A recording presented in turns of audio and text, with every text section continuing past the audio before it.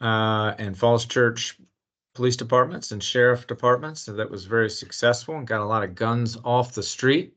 And we had a great Tenor Hill Blues Festival. A big thank you to Corey and to all the volunteers, all of their public works staff, all of our sheriff staff, PD staff who helped make that blues festival success. I know a lot of work goes into that. It's a beautiful weekend, and a lot of people really, I think, enjoyed all those the events this weekend.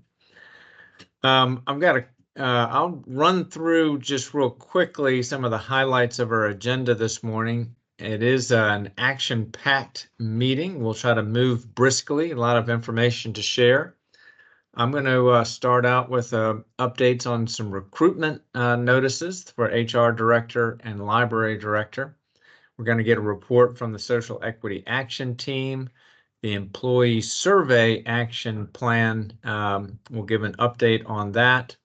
I will brief you all on the City Council strategic priorities and the department initiatives that we're going to be bringing forward aligned with those strategic priorities. We've got some great employee events coming up soon, and we'll let everybody know about those. Shari has some information about benefits and our leadership development program. Charlie with ITS is going to talk with us about the multi-factor authentication, which went into effect last week, and he'll give us information about that. And then Kayleen will give us a briefing on affordable dwelling units. We've got a lot coming. We have 99 units coming online with the new development that's happening in the city, and Broad, Washington is first up. So she's working really hard to get people pre-qualified for those units that are about to be completed. So those are the highlights of the agenda this morning, and I will start. Let me actually pause just for a moment. These town hall meetings are intended to be opportunities for people to ask questions or make suggestions or make comments, and so Jenny is going to help keep us straight and looking out for those. If you raise your hand or if you put a comment in the chat, we'll make sure to call you or share that comment with everybody that's participating. So recruitments, I'll give a briefing on two key recruitments that are happening.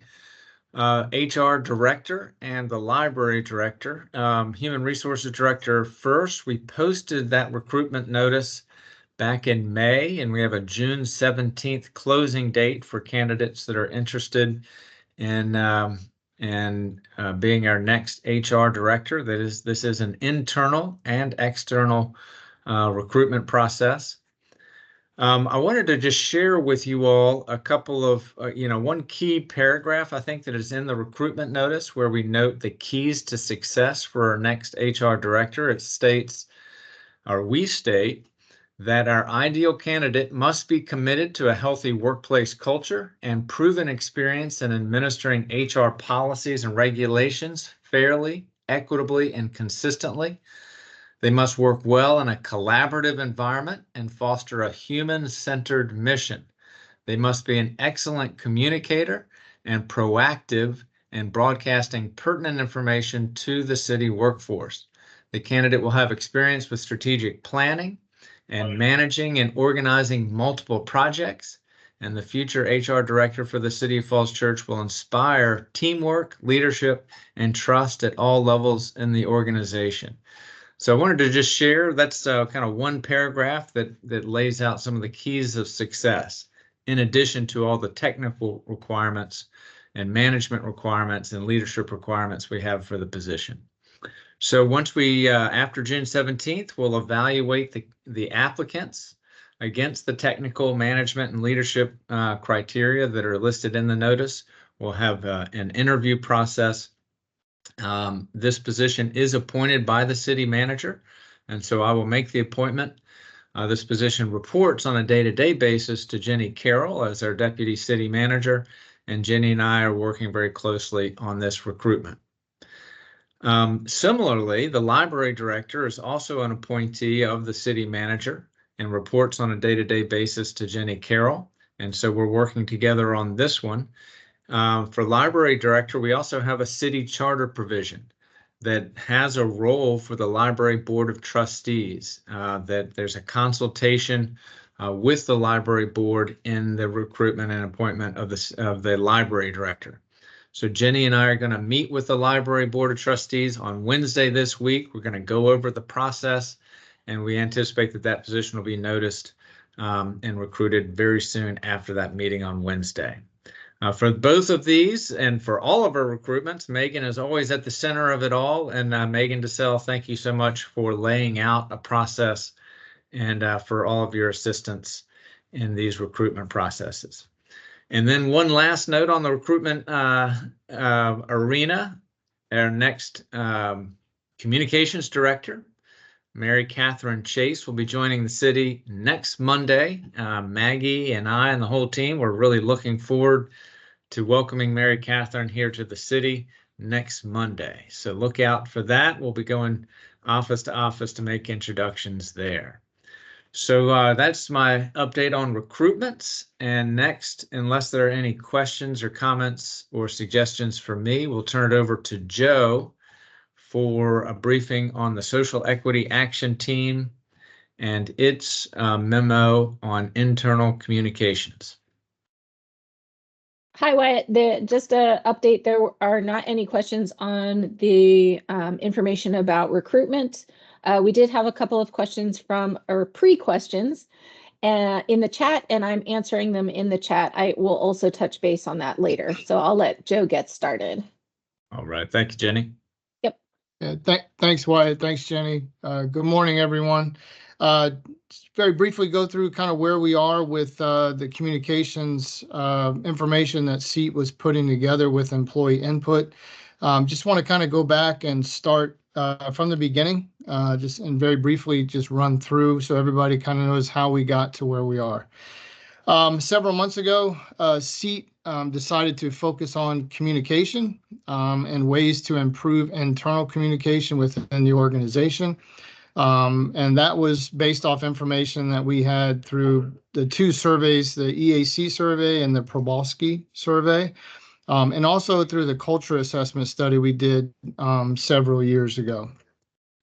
From that, internally, SEAT themselves or ourselves talked about what we felt the city did well and where we thought the city could improve in regards to internal communication. So we did that, put that together, and then once we did that, we then reached out to the employees in many different ways. I think through email, through the town hall, we did just several different ways of reaching out and getting employee input on the same thing that we discussed internally with SEAT, and that was what does the city do well and what do we have to improve on. And we got back some really, really good information. So from there, we kind of had that information, we put it together, and then we did an employee in-person and at the same time virtual meeting just to let everybody know what we had, what we were going to go forward with, and to see if there were any last minute input that any other employees wanted to put into the document that already hadn't been in the document. And actually there were several employees from that point in that last meeting that had some input, very good information that we put into the document, which compiled a document that we have, a formal document that we're going to present to Wyatt, Jenny, Andy, and it was Steve at the time, so it will probably be Shari now, in regards to all of the information that we have and some important things that internally the employees feel that we need to improve upon or continue to do in the organization. So what we're going to do now is that document's going to go to the executive staff, which are the people who I named. They're going to kind of prioritize what they see and what they feel that we can do moving forward. There may be some low-hanging fruit that we can do very quickly. There may be some stuff, obviously, it's going to take a little bit of work. And that's kind of what I want to run into right now is the work part of it. The employee culture assessment made it very clear that information cannot only be pushed down from the top to the employees. It's really important that the information work both ways so that there's a meeting in the middle and employees feel like they're part of the solution and not just getting the information when the work is done. Because we've seen that when that happens, there's gaps and it causes frustration, it causes confusion. So we want this organization to, and I say be employee-led, but it really works both ways. That communication portion of it does run both ways. So we want employees to be involved from the beginning.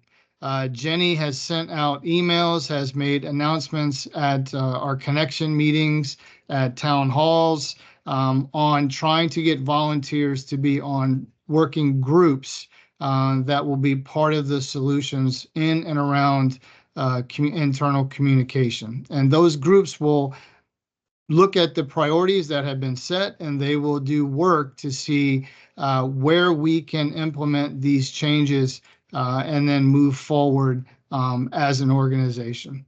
So I just want to, kind of make sure that everybody understands that this is going to be a collective effort. We totally understand that, you have your day-to-day stuff that you have to do.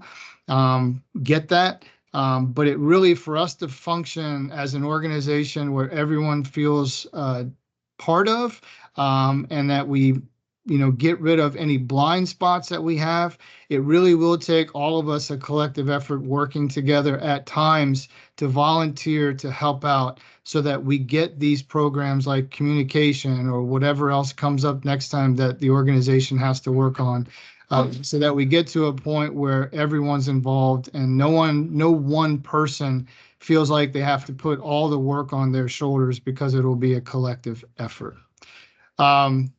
So that's where we are right now. I know that Jenny may have something that she wants to share, or if there's anybody else on seat on here that wants to say something that I may have missed, please feel free. But I am talking for the team, which I understand, so I may have left something out or forgotten. So Jenny, I will turn it back to you. Thanks, Joe. I think just with a follow-up of thanks for the Social Equity Action Team and the members there, and also the feedback that we received from employees during the process, both in written format and also when we had the open meeting with Social Equity Action Team and the Employee Advisory Council. So thank you to all of those who participated. So any other seat members want to weigh in? And I'm looking for questions as well in the chat and also the employee town hall inbox. And not seeing any. I will move on to the employee survey action plan update, which dovetails with the activities that SEAT has been doing. So I'm going to share my screen. And I had shared this before. This is a timeline of the process for the employee survey action plan. And I did increase the timeline to July, and that was to accommodate the facilitated conversations that were happening. So we have so far delivered the employee satisfaction survey results. The facilitated conversation groups have happened. This Friday, the facilitators will meet with senior leadership to convey the feedback from those facilitated conversation groups. So the assessment, that will be June 14th. What is in process is processing the information from the groups and also the different surveys and the culture assessment, and then forming the employee survey action plan work group is in process as well. So I've announced it at a couple different formats. What I've done most recently was I've set aside a time on June 18th between 1 and 3, and it may not be that whole time period on my calendar. And when I get volunteers for the work group, I will send that out as well and see what works. Hopefully that time works for everybody. So I am encouraging staff, if they want to volunteer for the work group, that please talk with your supervisors and your director, and then send me your information. Directors and supervisors, if you would like to participate in the group, please talk amongst yourselves and send me your name if you'd like to be involved. Once again, the organizational meeting I have tentatively scheduled for June 18th between 1 and 3. That I will fine tune with the response that I get from people. I'm going to stop sharing my screen right now. And then once we have the work group formatted, I will determine work group dates with the members so that everybody can attend. I anticipate probably about 2 to 3 sessions of the work group to formulate the action plan.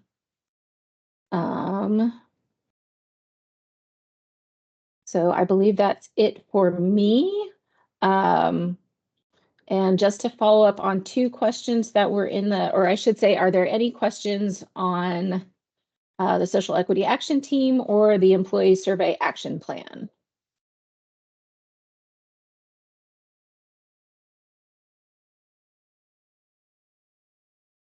Okay. I am going to update. There were 2 questions in the chat before Wyatt starts on the City Council strategic priorities. There was a question about when will the increase be seen in our paychecks in July, and then also how is the new time entry process going? So regarding the pay increase, June 30th will be when the pay increase takes effect and will be reflected on the July 19th payroll. And then in terms of the new time entry, Finance is finalizing the reporting tools and will be contacting departments' time entry clerks and leadership to review the process. Finance expects to begin training employees and asking employees to test the program in late July, early August. And thank you to Melissa for providing the information. So then that portion is done. On to you, Wyatt. Okay, thank you, Jenny. Before I start talking about council strategic priorities, the next item on the agenda after me is going to be a review of some upcoming employee events. Jenny, is Danny going to speak to those, or who will we have speaking about those employee events? I thought either myself or I had not asked Danny to do that, so I'm not sure if he's on the call. Okay. But I have that slide queued up. Okay. And the information. I thought if we did have somebody from the fun bunch that wanted to brief us or tell us about those upcoming events, I didn't want to spring it on them at the last second. So if someone does want to present on that, raise your hand and we'll turn it over to you after my piece on council strategic priorities. I will also say that I am on Fun Bunch. I've been on Fun Bunch. There you go. I've been on Fun Bunch for many years, so I'm happy to do it if there are no Fun Bunch people who want to do that. So super. All right, you're qualified. Okay. All right, so council strategic priorities. Let me share my screen. And I think everyone should be aware of these. We reviewed all of these 5 desired outcomes that the City Council identified and adopted back in March. And Maggie did a great job in taking those 5 areas and turning them into a very compelling document. And I won't go through it in detail. I just want to remind folks of it. But the 5 big areas of change the City Council is working, to lead the community on over the next 2 years are in the areas of environmental sustainability, in the areas of transportation, making the city a more walkable and bikeable community as we grow. The 3rd area is in the area of economic development. The 4th is in housing. And the 5th is in good governance. And so the City Council has sent its signal in terms of areas of change that it is looking for and has laid out some key strategies in each of these 5 areas. And in addition to that, we put out a call to all of our departments to work with your department directors and list out for us all of the new initiatives that you're working on. And so we're sifting through those initiatives and sort of triaging them and aligning those new initiatives that are coming, from our workforce and work that already is underway or that we're planning over the next 2 years, and marrying that with the city council strategic objectives. And I've asked the department directors to play that key leadership role of sort of synthesizing the council's key strategic priorities and all of the expertise, talent, and passion from our workforce. And so we're planning to give a presentation on June 24th at the City Council meeting to lay out the tactical plans that we're planning to be working on that are aligned with these 5 strategic areas.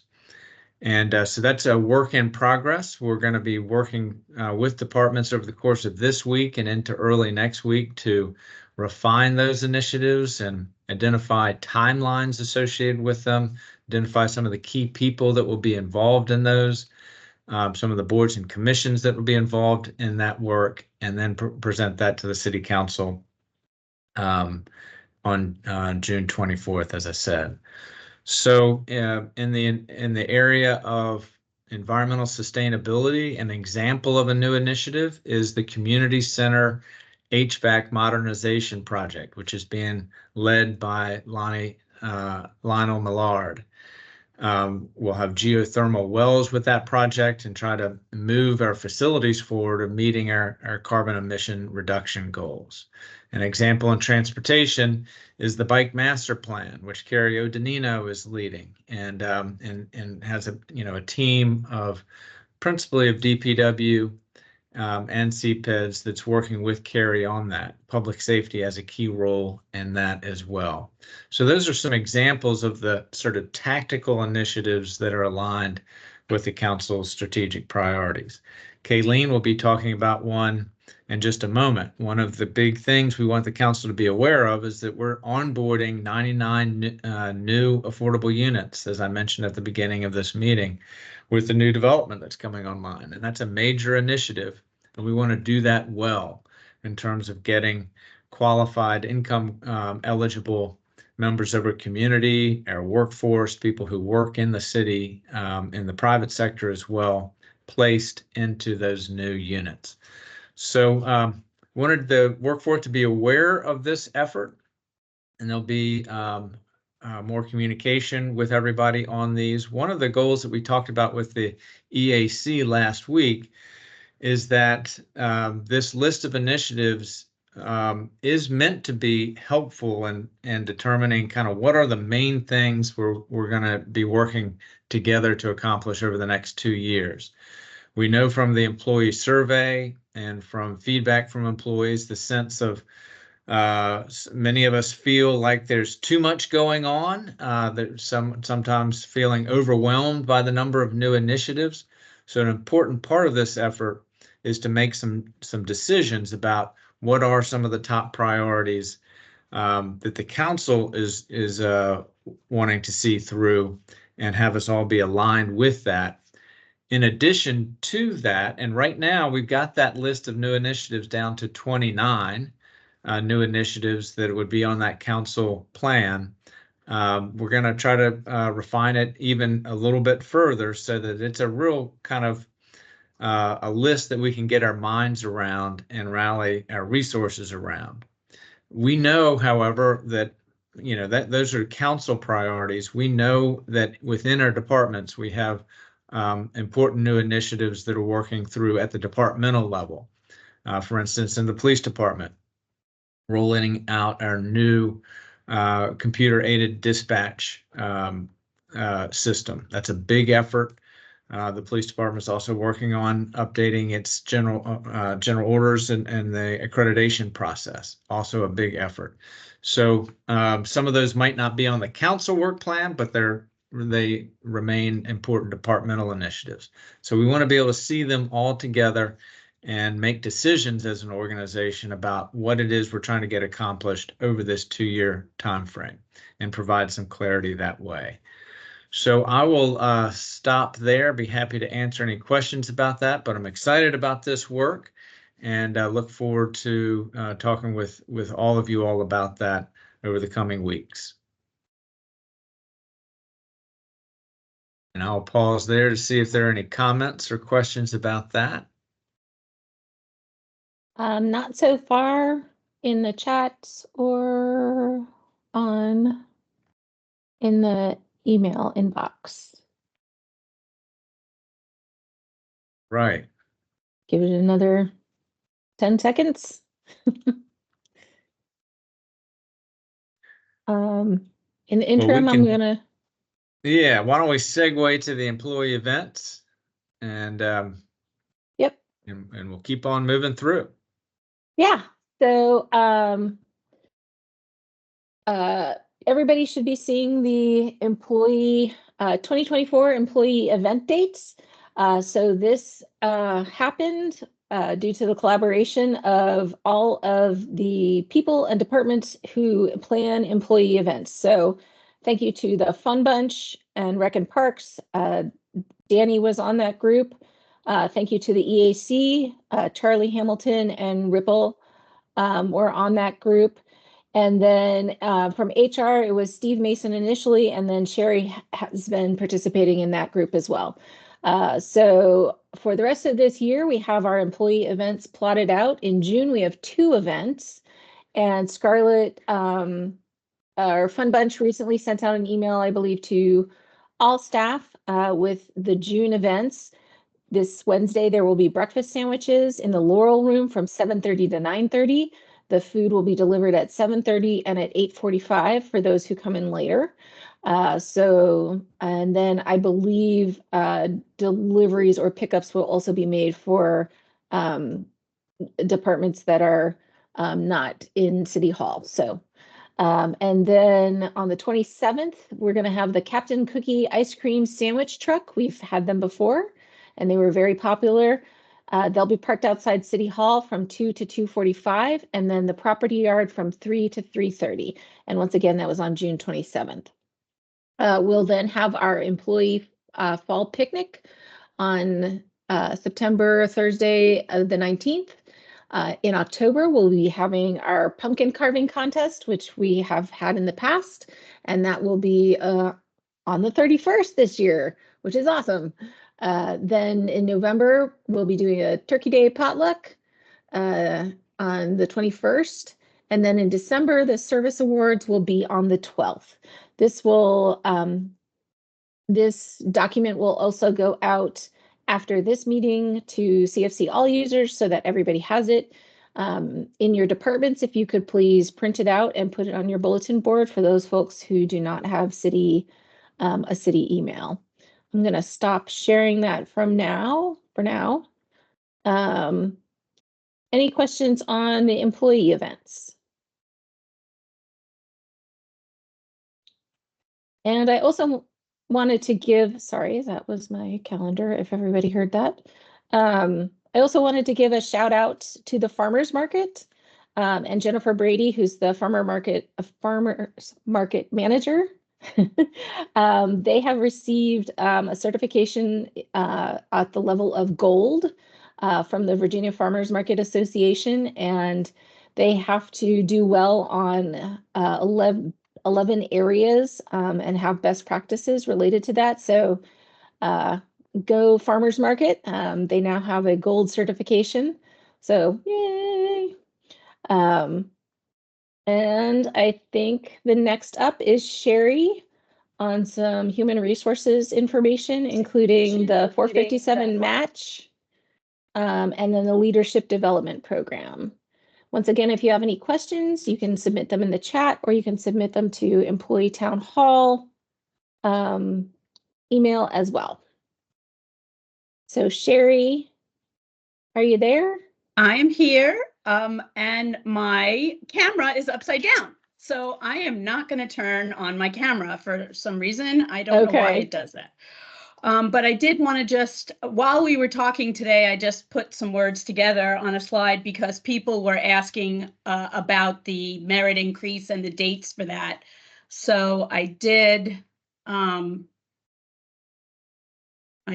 pull this up. Can you guys see what I just put up? Nope, it's upside Yeah. down. No. Oh, you can see it? It was right side up to me. I don't Oh, know about okay. everybody else. Yeah, look good. Okay, good. All right. So let me put this back up here. So, okay. So, what I wanted to talk today about was to remind everybody that the 457 plan pre-tax match is going to $35 a paycheck from 20 on the first paycheck in the fiscal year. So literally July 5th.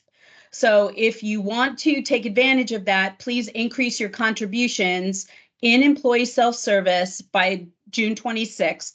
And then you can do it any other time that you want to change it later, but by June 26th to get that July 5th pay period match.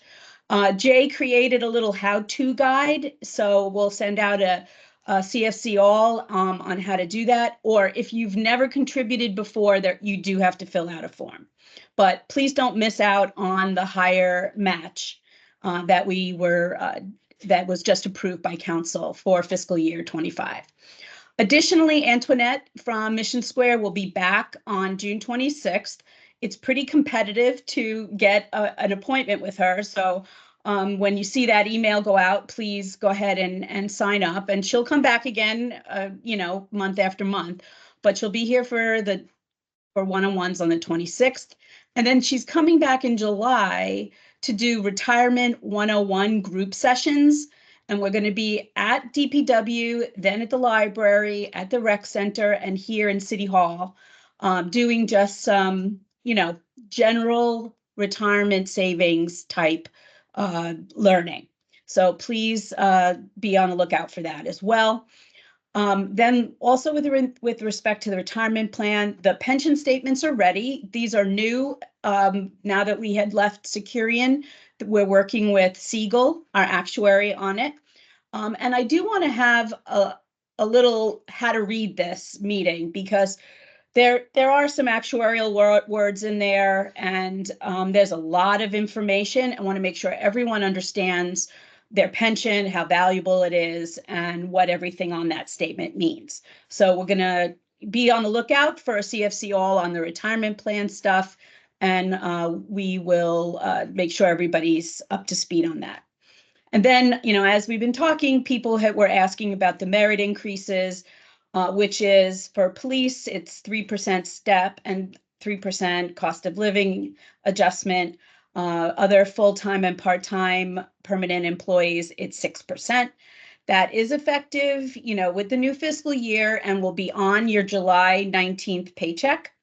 But I also wanted to mention that employees who are going to receive that increase get what we call a salary increase form, and that will be out before July 19th, and you'll receive it at the email address where your direct deposit advices go. So just be on the lookout for that as well. And so I think that's it from the benefits perspective. Any questions on that? Okay. Moving on then, we also have a new leadership development program that will start in July. July 10th is the first meeting. And this is for deputy directors, senior managers, like second in commands.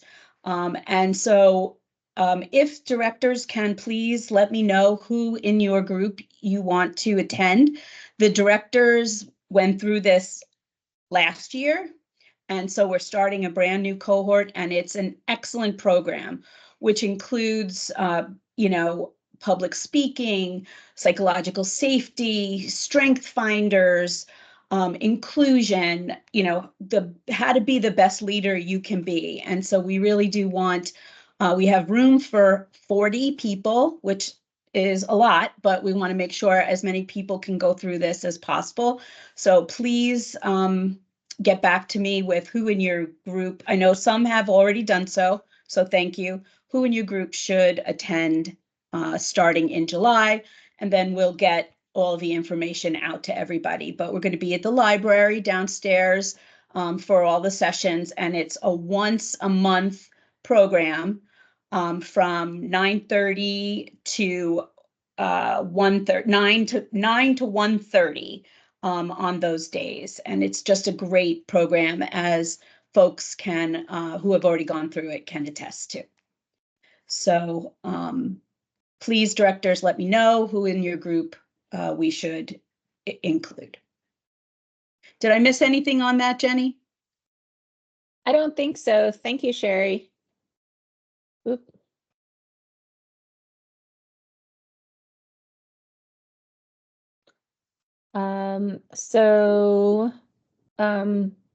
Just to follow up with the employee events, Danny had posted a thank you in the chat, and I will echo that thank you to Scarlett Williams and Jimmy Ruby, who are heading up the two food events that are happening this month. So Scarlett's been organizing the breakfast, and Jimmy has been organizing the cookie ice cream sandwiches. So yeah. And also a special shout out to Scarlett, who has been doing all of the flyers as well. So thank you. We have up next Charlie, and then on multi-factor authentication and teams, and then Kayleen to talk about affordable dwelling units. And I am not seeing any questions in any of the places.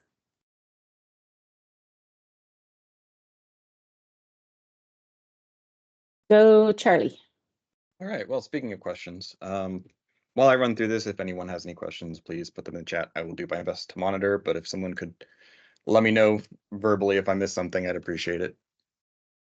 We have a couple things that we wanted to announce.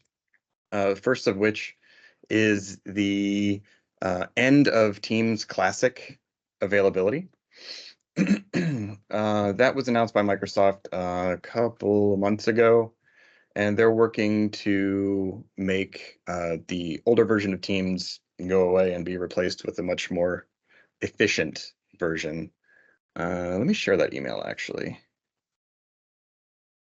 If you all go to your inboxes and search for Microsoft Teams Classic, you should find this email.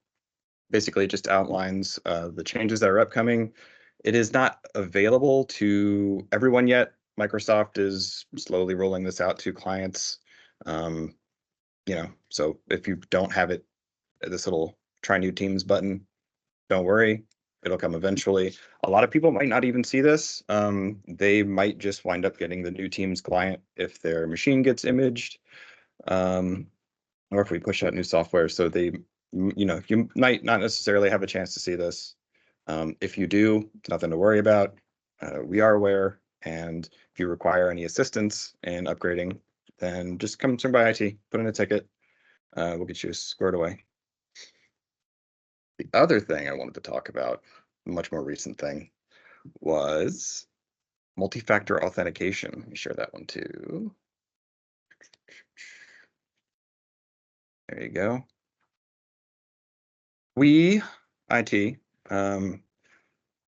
rolled out multi-factor authentication to staff accounts a little over a week ago.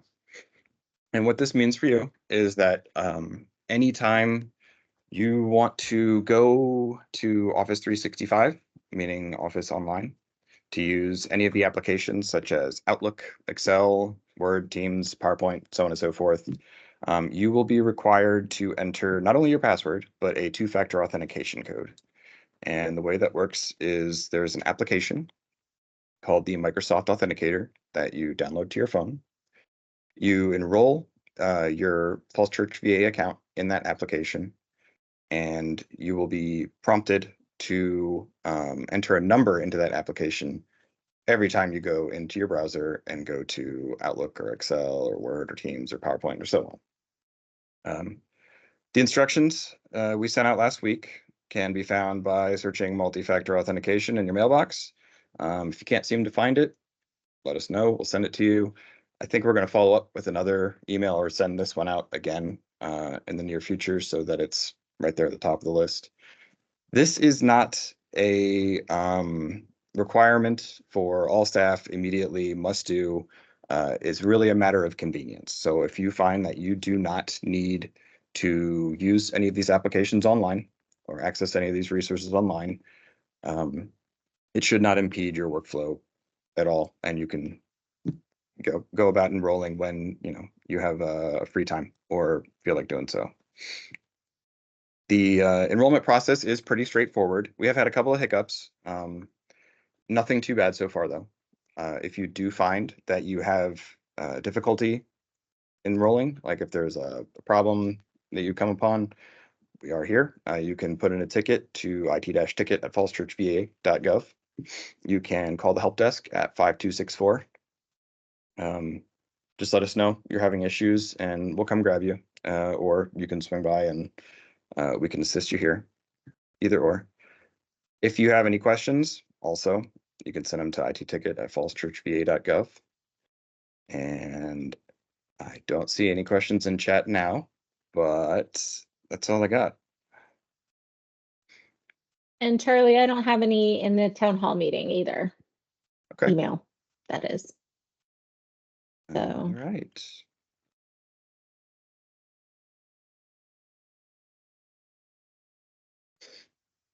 So I am not seeing anything. Thank Very you, good. Charlie. Absolutely.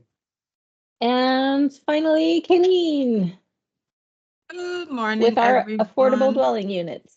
Yeah. Yes, good morning, everyone. So those of you who do not know, the city has the affordable dwelling unit program, and with that program, the rental rates for those units are below market rate prices, and there are income restrictions on those units.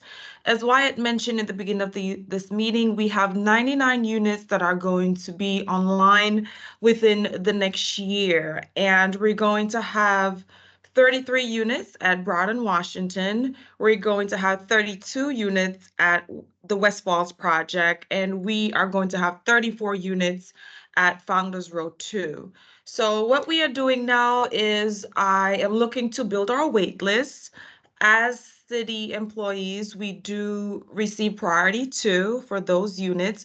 I sent out an email maybe about a month or so, just letting everyone know about the program and the requirements and eligibility for the program. And the application also included, if you are interested in being placed on the wait list, there is an application that you need to complete and submit to me so I can place you on the wait list. As I mentioned, we are priority 2. So once units do become available, we go through the wait list to find eligible households based on priority. So next up, we have Broad Washington that are coming online. They are in the process of getting their certificate of occupancy, or their COs. And once I have that on hand, I am going to start getting households ready to move into the units once I have exact dates. So the great news is as well, we are going to have studios at Broad Washington. We currently do not have any studios as part of our ADU portfolio. So we are going to have 9 studios at 40% of the area median income, or AMI, and 9 of those are going to be at 40%. And the maximum rent currently for those units is $913. The property has not set the exact pricing. Some properties may decide to go below the maximum, but currently that is the maximum price for the 40% studio units. We're also going to have 15 studios at 80%, and the maximum price for those units would be $1,825. And we're also going to have 9 2-bedroom and 2 baths at 60% of the AMI, which will be for $1,597. So if you are interested in any of those units, or you know a household that will be interested in those units, please reach out to me if you would like to discuss your income, and we can decide what sort of units you are eligible for, your household is eligible for. You can reach out to me directly with any specific questions, and I can help you with that. But if you are interested, please, please, please, I'm trying to build a wait list. Please reach out to me for an application, or if you check in the email that I sent out about a month or so ago, there is an application on there, or you can find it on our website, or just reach out to me for any sort of questions. And for the other properties that are coming online, once they progress, I will keep you updated as well. For Founders Row 2, we're also going to have a 1-bedroom and a 2-bedroom at 40%.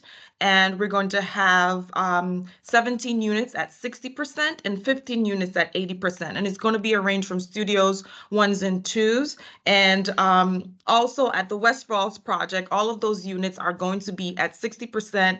And we're going to have 7 studios, 16 1-bedrooms, and 9 2-bedrooms. So like I mentioned, please reach out to me if you have any sort of direct questions, and I can answer that. Everyone's situation is different and income is different. So for example, for the 40% units, the income rates for those, for the studios, they start off around 36,000, and the maximum would go up to around 43,316. For our 60% units for the 2-bedroom, because we need to have a minimum of 2 people and a maximum of 4 people in our 2 bedrooms, the income limits range from 74,256 to 92,820. And for our 80% units, we have a minimum for the 1-bedroom will be 86,632 and 99,008, because we can only have a maximum of 2 people in a 1-bedroom or even in the studio units. So like I mentioned, if you fall within those limits or you have any sort of specific questions based on your specific situation, and we can get into the details and the personals, you can reach out to me directly. Any questions? Kayleen, I think you answered the one that was in the chat, which was the actual incomes to qualify at those 40, 60, and 80 AMIs. But I think that's what you were Yes, that's what I was talking about right at the end. Yes. Yeah. So other than that, I am not seeing anything. And if you don't fall within those limits, you can always reach out to me. We have other ADUs at different properties that can be higher. So if you do want to reach out to me about your specific case, I can let you know what sort of unit or what sort of AMI category you fall into based on your situation.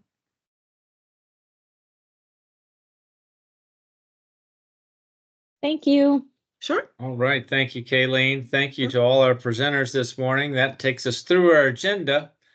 I will note, maybe as a nice last note, is that we have the city observes Juneteenth, and the Juneteenth holiday, which is a statewide holiday, is next Wednesday, and City Hall and all government offices will be closed on that day. I say all government offices, the community center probably is open, so I don't want to misspeak, but government offices will be closed. So everyone, we won't have another town hall meeting before then, so enjoy that holiday. And of course, Independence Day on July 4th is the holiday after Juneteenth, and we'll be closed for that day as well. Everybody, thank you for all the great work that's happening out in our community, all the leadership that you all are showing, and look forward to continuing that work together. Everybody have a great week.